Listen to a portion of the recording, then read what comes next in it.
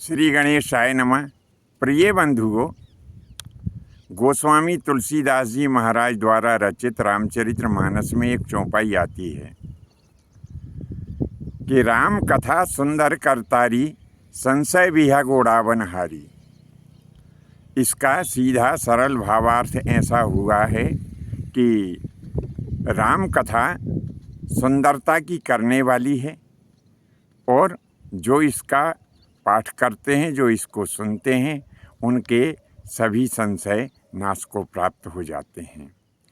तो यहाँ ये जो संशय शब्द है, इसमें उन सब बातों को सम्मिलित किया है, यानी इन संशय में हमारी जो सांसारिक आपदाएं हैं वे भी शामिल हैं। तो संपूर्ण रूप से इस चौपाई का मूल भावार्थ ऐसा हुआ कि जो भी राम कथा की शरण में जाता है, जो भी भगवान प्रभु श्री रामचंद्र जी महाराज की शरण में जाता है, उसकी सारी सांसारिक आपदाएं जो है समाप्त हो जाती है। आज हम एक ऐसी ही अद्भुत कथा के संबंध में चर्चा करने जा रहे हैं, जिसका पाठ करने से, यदि आप नियमित पाठ करते हैं और नियम से पाठ करते हैं, तो यदि कोई माता बहन इसका पाठ करती है तो उसके पति की आयु बढ़ती है। किसी दंपति के यहाँ पुत्र या पुत्री नहीं है, संतान नहीं है, तो उन्हें पुत्र पुत्री तथा नाती पंती का भी सुख प्राप्त होता है।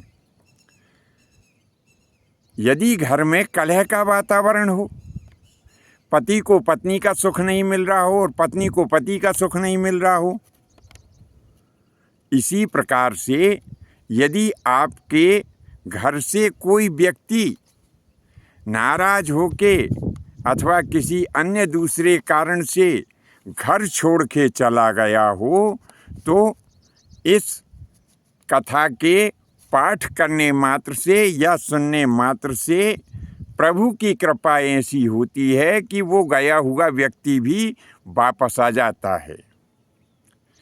किसी के यहाँ संतान यदि नहीं है तो उसके यहाँ संतान की प्राप्ति भी हो जाती है।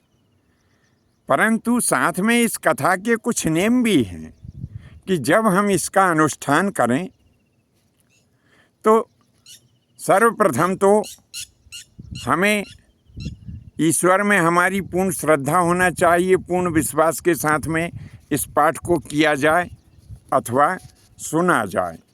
फिर इसका विशेष नियम ऐसा है कि यदि हम किसी विशेष कामना से इस कथा का पाठ कर रहे हैं तो पहले दिन इसका पाठ एक बार किया जाता है, दूसरे दिन 2 बार किया जाता है, तीसरे दिन 3 बार किया जाता है, चौथे दिन 4 बार किया जाता है, 5वें दिन 5 बार किया जाता है, छठे दिन 6 बार किया जाता है, 7वें दिन 7 बार किया जाता है और 8वें दिन 8 बार किया जाता है और 9वें दिन 9 बार किया जाता है। यदि वर्ष भर इस प्रकार से नियम को धारण करते हुए हम इस कथा का पाठ करते हैं तो निश्चित ही हमें सिद्धि की प्राप्ति होती है। अब आप मन में ऐसा सोच रहे होंगे कि गुरुजी ने कथा पाठ के फल भी बता दिए, कथा पाठ का नियम भी बता दिया, लेकिन वो आखिर कौन सी कथा है और ये कथा हम किस ग्रंथ में प्राप्त करें, ये सब बातें आपके मन में उठना स्वाभाविक है। तो इसका उत्तर हम आपको बता रहे हैं कि राम कथा के संबंध में अनेक ग्रंथ प्राप्त होते हैं। इसी क्रम में एक ग्रंथ आता है आनंद रामायण।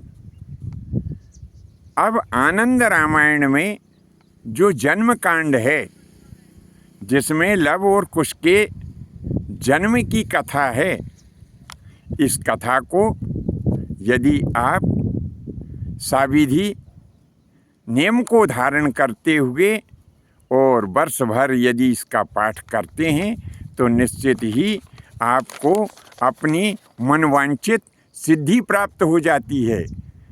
इतना ही नहीं, हमारे पुराणों में जो भी बात बताई है वह बात मिथ्या नहीं है, सही है। ऐसा भी कहा है कि जो व्यक्ति यदि जनसेवा करना चाहते हैं, बार बार वे चुनाव इत्यादि में खड़े होते हैं, पराजय का मुंह उनको देखना पड़ता है, यद्यपि जबकि वो वास्तव में जनसेवा करना चाहते हैं, लेकिन इसके बाद में भी उनको सफलता प्राप्त नहीं होती है, तो उन्हें भी इस नियम को धारण करते हुए और शुद्धतापूर्वक इस कथा का पाठ करना चाहिए अथवा श्रवण करना चाहिए, ईश्वर से प्रार्थना करना चाहिए। निश्चित ही उनके ऊपर भगवान श्री राघवेंद्र सरकार, माता सीता जी तथा लक्ष्मण जी, भरत तथा शत्रुघ्न की कृपा उनके ऊपर अवश्य ही होगी और उनके कष्टों से उन्हें मुक्ति भी प्राप्त हो जाएगी। बंधुओं, प्रस्तुत विषय वस्तु आपको कैसी लगी? यदि आप हमारे चैनल की मदद करना चाहते हैं तो सुपर थैंक्स में जा कर के और चैनल की सदस्यता लें, ताकि आपको ऐसे और महत्वपूर्ण जो है हमारे भाग प्राप्त होते रहें। अपने विचार कमेंट्स बॉक्स में अवश्य लिखें। धन्यवाद। जय माता की, जय परशुराम जी की।